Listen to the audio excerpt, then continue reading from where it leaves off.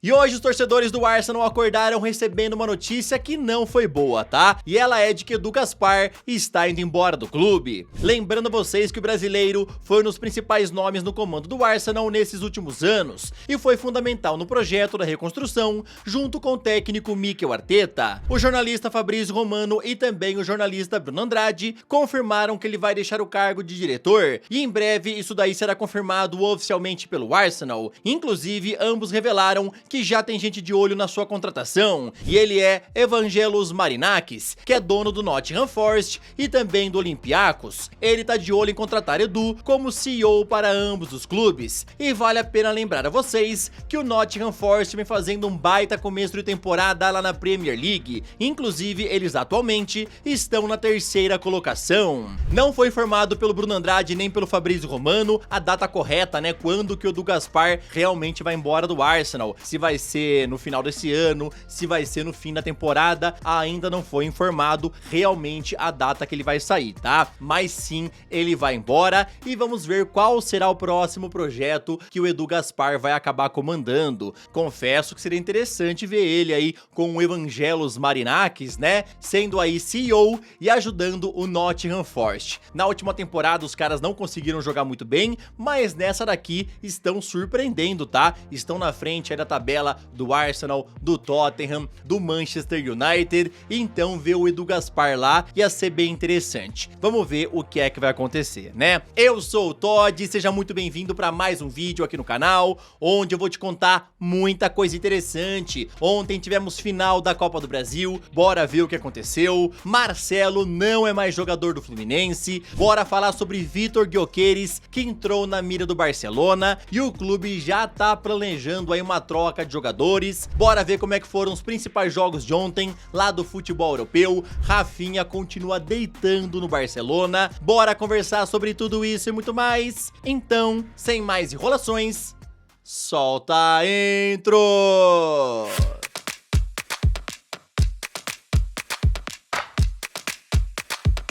Ontem tivemos a ida da final da Copa do Brasil, onde o Flamengo venceu por 3-1 o Atlético Mineiro e assim levou uma boa vantagem para o jogo de volta, onde eles podem perder até por um gol de diferença que ainda são campeões. Arrascaeta marcou o primeiro gol e depois apareceu o Gabigol marcando os outros dois. A volta da finalíssima será no próximo domingo, lá na Arena MRV. Um dos momentos que mais chamou a atenção no jogo de ontem foi quando o técnico Luiz Felipe chamou a atenção de Gabigol após um erro de posicionamento. Logo depois o atacante marcou um gol e na comemoração foi abraçar o técnico. Aqui! Vem aqui! Você também, cara! Você me respeita, seu moleque! Vem aqui! Tu só fala comigo! Fala comigo só! Tá se escondendo? Tá se escondendo! É. Vai tomar no c... Não, tu me respeita! Não, vai é jogar, cara! Vai jogar, cara! Vai jogar! Vamos, caralho! Logo depois da partida, né, obviamente o Felipe Luiz foi questionado sobre esse lance, né, com o Gabigol, sobre essa mini discussão, né, que teve ali com o atacante, e se liga no que ele respondeu. E sobre o Gabriel, na minha primeira coletiva que eu já falei que eu estou num cargo agora onde eu ia tomar decisões que iam deixar alguns jogadores incomodados, né, no caso brabos comigo, alguma coisa, e foi isso com o Gabi agora. Uma correção tática no campo, os nervos à flor da pele, eu e ele querendo ganhar, querendo o máximo, e aí não tem conversinha, aí é grito. Então, essa conversa que eu tive com o Gabi, essa discussão que eu tive com o Gabi no campo, era o que acontecia toda semana enquanto a gente era jogador. Quando eu era jogador, desculpa, e ele era meu companheiro, e agora não vai ser diferente, né? Não porque ele foi meu companheiro, eu vou tratar ele diferente. E já está resolvido, já conversamos no intervalo e fico feliz pela grande partida que ele fez.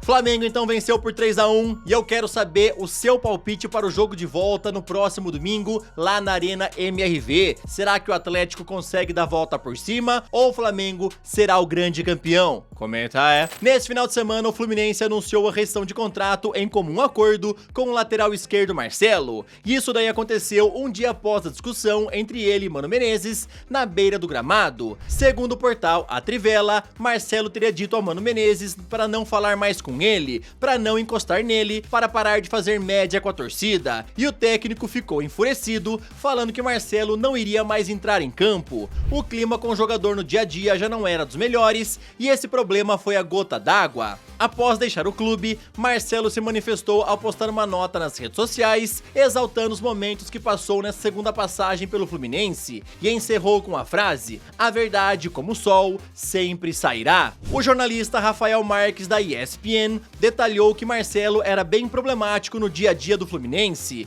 e falou o seguinte: "Conversei com pessoas próximas do dia a dia do Flu e os relatos sobre o comportamento do Marcelo são assombrosos. Maus tratos com funcionários, problemas de relacionamento com atletas, ele teve problema com basicamente todo mundo. Eu soube também que ele chegou a dizer para os jogadores mais jovens que eles não deveriam se preocupar tanto com treinos físicos, porque se fossem talentosos, já era o suficiente. O principal problema do Marcelo foi seu comportamento inadequado com o comando do clube. Ele sempre media forças de forma velada, primeiro com Diniz, depois com Marcão e depois com Mano. As ações do Marcelo quase sempre foram nos bastidores, nunca foram as claras, então ele era um foco difícil". Isso daí foi o que falou o jornalista Rafael Marques lá no programa da ESPN, tá bom? Então Marcelo agora está livre no mercado e vamos ver aí qual será o próximo clube do jogador, se ele vai continuar atuando aqui no futebol brasileiro, se ele vai se arriscar de novo na Europa, na Arábia, na MLS, vamos ver o que é que vai acontecer, né? Mas realmente aquela discussão com o Mano Menezes na beira do gramado na última sexta-feira foi a gota d'água. E vale a pena lembrar que a gente já viu vídeos do Marcelo aí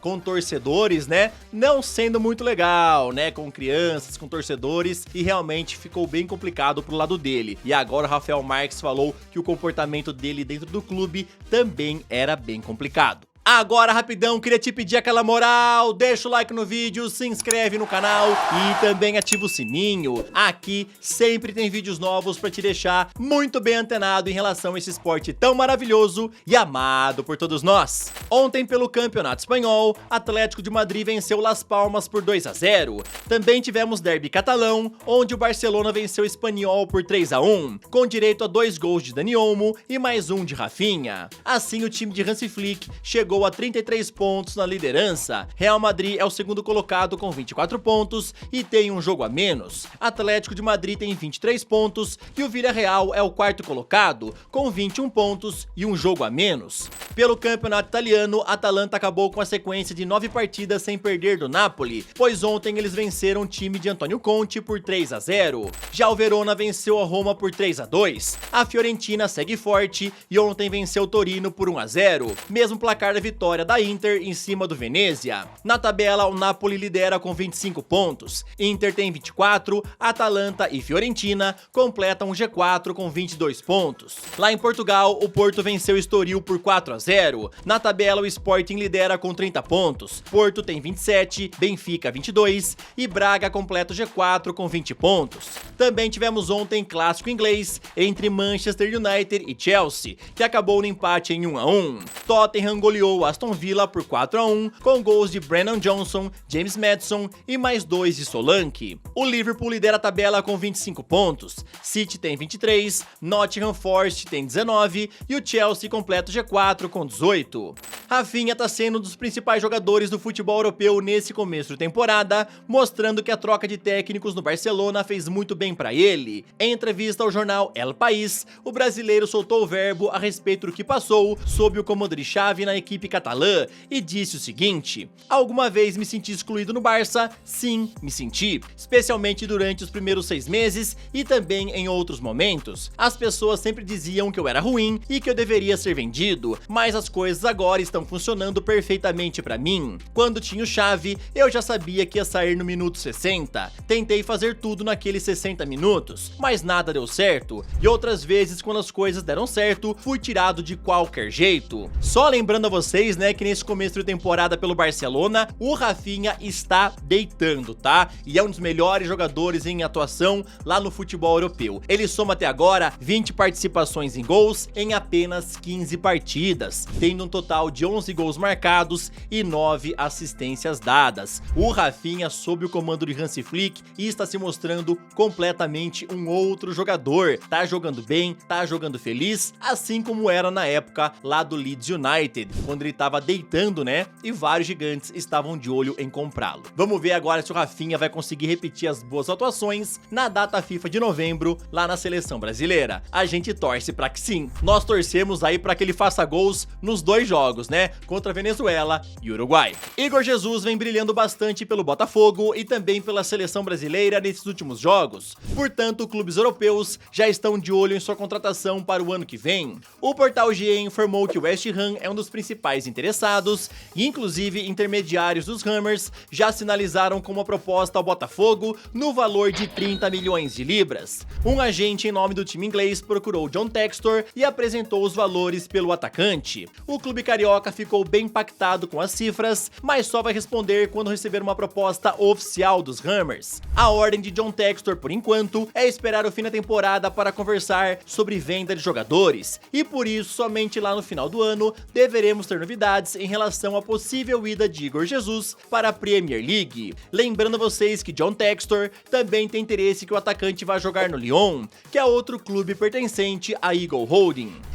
Meus amigos, o Igor Jesus realmente está sendo um dos principais jogadores do Botafogo. Quando foi convocado aí para a seleção brasileira, jogou bem também, marcou gol. Realmente o cara tá jogando muito bem, tá? E vale a pena lembrar que ele foi um baita investimento, tá? O cara chegou aí de graça no Botafogo após deixar o Shabab e agora pode ser vendido por 30 milhões de libras, tá? É muita grana, realmente é um baita negócio que o Botafogo fez aí com o Igor Jesus e pode lucrar uma bela grana. Vamos ver o que é que vai acontecer, se o West Ham vai oficializar, né, esses valores aí oferecidos e se o Igor Jesus vai acabar sendo vendido. Na tua opinião, West Ham ia ser um bom clube aí para o Igor Jesus ou você acha que o Lyon seria mais interessante? O Barcelona é mais um clube que entrou na briga por Vítor Gyökeres, que faz um início de temporada avassalador, onde até agora já soma 20 gols marcados e 4 assistências em apenas 16 jogos.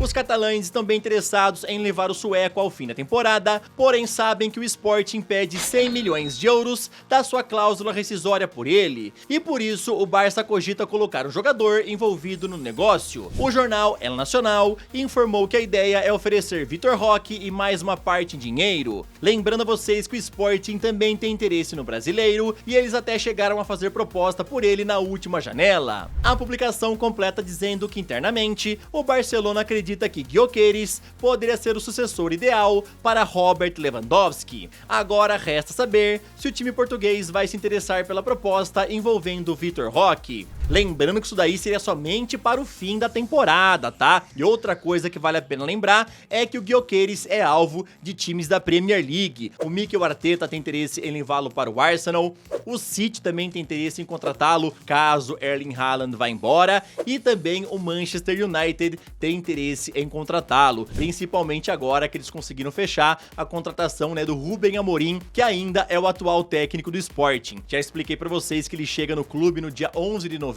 e a sua estreia é no dia 24. E aí muitos torcedores estão pedindo para que ele traga Gyökeres ao fim da temporada. Vamos ver o que é que vai acontecer. Barcelona quer oferecer Vitor Roque e também mais uma quantia em dinheiro por Gyökeres à equipe do Sporting. Na tua opinião, vocês acham aí que Gyökeres seria o nome ideal para suceder Robert Lewandowski? Comenta aí, tá bom? Esse foi mais um vídeo, espero que vocês tenham gostado. Tamo junto, valeu e falou!